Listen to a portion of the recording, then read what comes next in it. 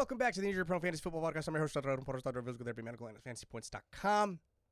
Gracias por tus oídos. I just want to address before we get into these injuries as we move into the semifinals of the fantasy football playoffs a couple of things. Number one, I wanted to formally let everybody know who is listening that I am deciding to leave the Minnesota Twins minor league physical therapist position. We're leaving amicably. It's time for me to move on. I got the third contract offered to me. I politely declined. Everybody ended on good terms, and I really am going to appreciate all the time and the people that I got to know with the Minnesota Twins, but I just want to let you all know. So more on what's coming next after that. The other thing is, if you're following, that means you're pretty dedicated, pretty devoted. At this point, could you please hit that subscribe button, hit the follow button on your app, and please leave us a review, a 5-star review. If not, then you can leave a 4-star review if you really want to. Leave some feedback. Rate us 5 stars for sure, please. I haven't asked all season. I've tried not to, so please, that does really help.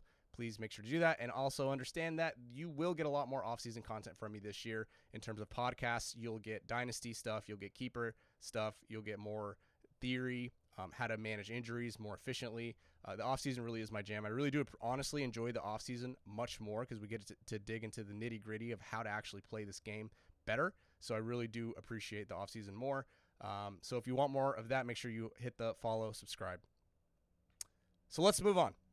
Right, let's start with the two guys that are probably looming large on your rosters if you got to buy or if you're really looking to understand what to do with these guys. Number one, obviously, Ja'Marr Chase. So by now we know, Ian Rappaport has confirmed that Ja'Marr Chase is going to miss time. Jay Glazer actually was the first to come out and say Ja'Marr Chase is probably going to miss, quote, some time. Here's what they probably found. They probably looked at his MRI, potentially found a small fracture in the shoulder, or they just saw that the gap or that separation of the shoulder that they're calling it was pretty unstable, or they did some testing. It wasn't just an MRI, right? There was basically what they found was Ja'Marr Chase is in pain and Ja'Marr Chase's imaging doesn't look great. So what are we going to do? We're going to shut down Ja'Marr Chase for a period of time. Typically, what you see with these injuries, these AC joint injuries, is guys end up missing at least 2 weeks, typically somewhere in the ballpark of 3 or 4, sort of like we saw with Deebo Samuel earlier this season.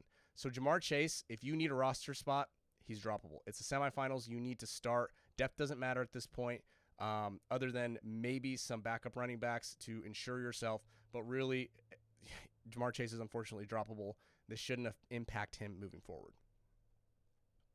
The other guy that you're wondering about, Tyreek Hill. What do we do with Tyreek Hill? Well, just like I said last week, I was actually saying I am surprised that he didn't play. I think that was probably the wise decision. I think it made a lot of sense. And what you see, and I want to applaud Tyreek Hill and the medical staff, because what you typically see with wide receivers that I talked about last week is a 32% re-injury rate when these wide receivers try to come back too soon. And Tyreek Hill wanted to avoid that, and he felt he wasn't ready, so he didn't go. I think that was a smart decision. I think that was great. Now, it doesn't mean that he's going to come back and be at 100%.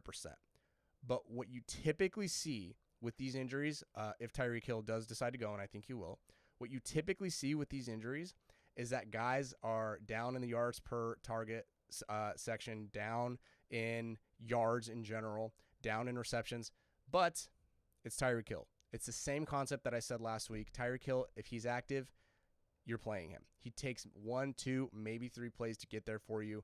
You need to start Tyreek Hill unless you're in a literal 4 or 8-man league. 4-person league, you do not need to bench Tyreek Hill under any circumstances, but I do believe that he'll be back. Another wide receiver here, Michael Pittman, took a shot, and I can give you the numbers, but again, every concussion is always different. You have to check him for concussion protocol every day, make sure that he's progressing nicely, right? But here are the numbers. Average amount of missed time for wide receivers, that's half of a game. The median is 0 and the mode is 0, so most frequently they miss 0 games, and the median, the middle point, is 0 games. But every brain injury is different.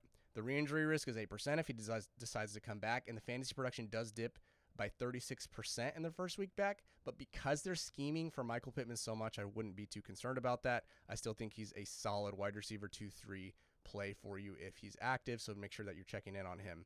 But also have a plan B. I do think it's important to have a plan B for Michael Pittman.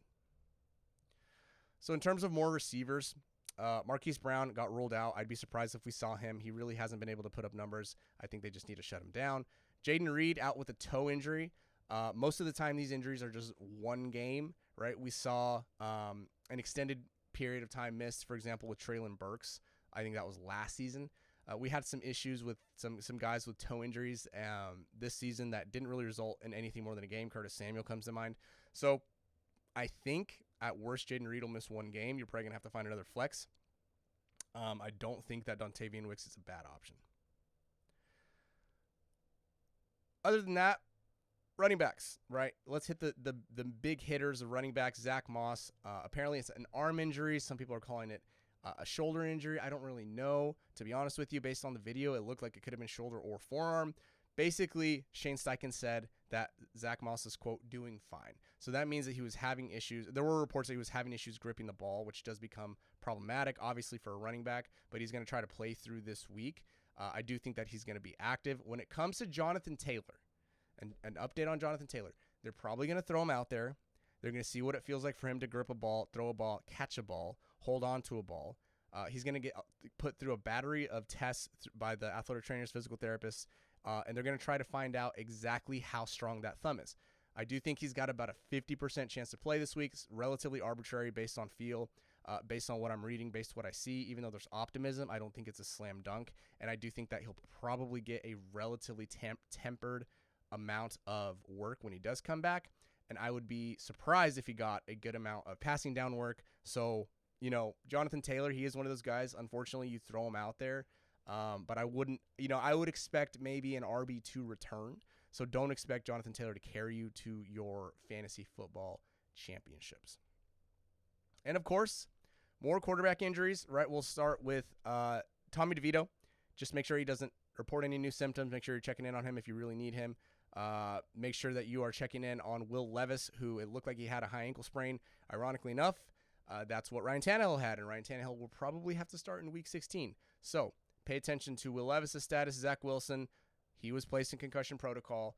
Trevor Lawrence placed in concussion protocol. I'm just going to tell you, like I've said it 100 different times on this podcast, every concussion is different. Every human is different. Every brain is different. They all respond differently, but I can give you the numbers. Here are the numbers since 2018 for quarterbacks after a concussion. The mean amount of missed time is 1 game. The median is half of a game. The mode is 0 games. So basically you're looking at somewhere in the neighborhood of 0 to 1 games typically is what you see.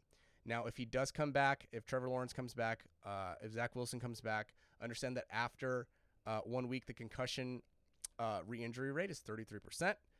And the turnover-worthy plays for quarterbacks goes up by 60%. So we're hoping C.J. Stroud gets through the protocol this week. We're hoping Zach Wilson and Trevor Lawrence do as well. But as of now, you just really need to create a plan B, especially if you are in 2 quarterback leagues. But this is it. All right, this is the last recap of probably not the last, second to last recap of the fantasy football season. So thank you so much for coming up to this episode, listening in on this episode. I'll give you a few more projected returns for the next couple of weeks. Tyreek Hill, Geno Smith, Brian Robinson, Isaiah Pacheco. I think those guys are relatively, it's not confirmed, I'm relatively confident that they will be back this week. Guys who have a chance this week, Nico Collins, Josh Jacobs, CJ Stroud. I think those 3 guys have a decent chance to come back this week. I'd sit them early in the week. I'd sit them around 50% chance to return. Here's some guys that I don't expect back until week 17, I think at the earliest. Alexander Mattison, Christian Watson, A.J. Dillon, Ramondre Stevenson, Kenny Pickett, Marquise Brown, Will Levis, Jonathan Taylor, like I mentioned before, is week 16, 17 is possible. So if you need anything else, make sure to hit me up on Twitter at fbinjurydoc, and good luck in them DFS streets.